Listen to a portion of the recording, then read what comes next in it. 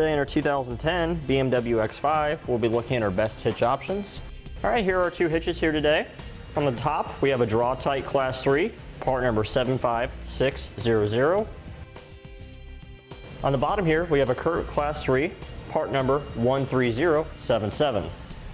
Now, both of these hitches are a fairly involved installation.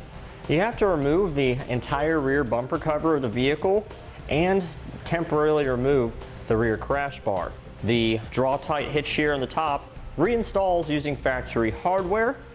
The Curt hitch here on the bottom reinstalls with some new nuts and some conical tooth washers.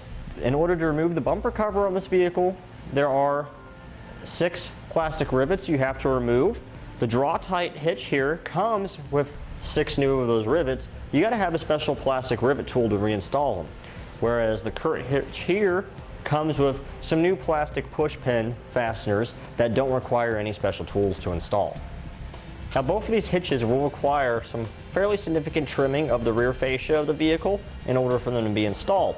So right now we have the Draw-Tite hitch installed on this BMW.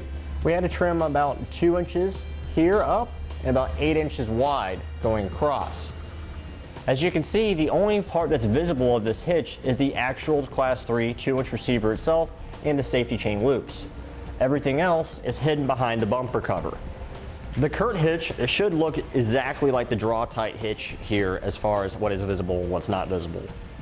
Now, the Draw-Tite hitch here has a rectangular steel construction, whereas the Curt hitch has a round tubular steel construction.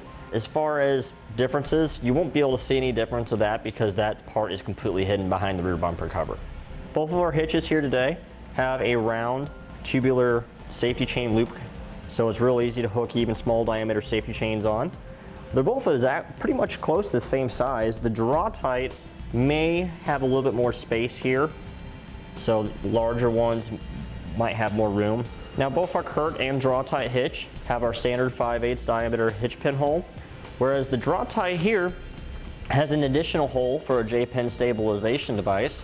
What a J-pin stabilization device does is take some of that annoying shake and play and rattle out of the device that's inserted into the tube of your receiver, such as a bike rack or a cargo carrier. As you can see, the Curt does not have that.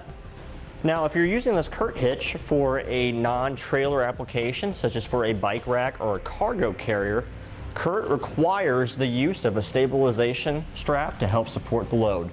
Both of these hitches here feature a 6,000 pound max gross trailer weight rating and a 600 pound max tongue weight rating. And those numbers stay the same if we're using it with weight distribution. Obviously, you want to consult with the owner's manual of your vehicle and not exceed whatever it's rated to tow. So if it's only rated to tow 5,000 pounds, we don't want to tow the full 6,000 pounds that these hitches are rated for. For my personal preference here, I would probably lean towards the Draw-Tite hitch myself.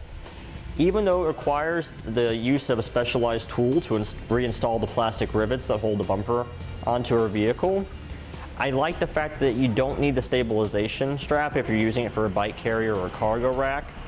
And I also like the fact that it has the additional J-pin stabilization device hole. And that completes our look at the best hitch options for the BMW X5.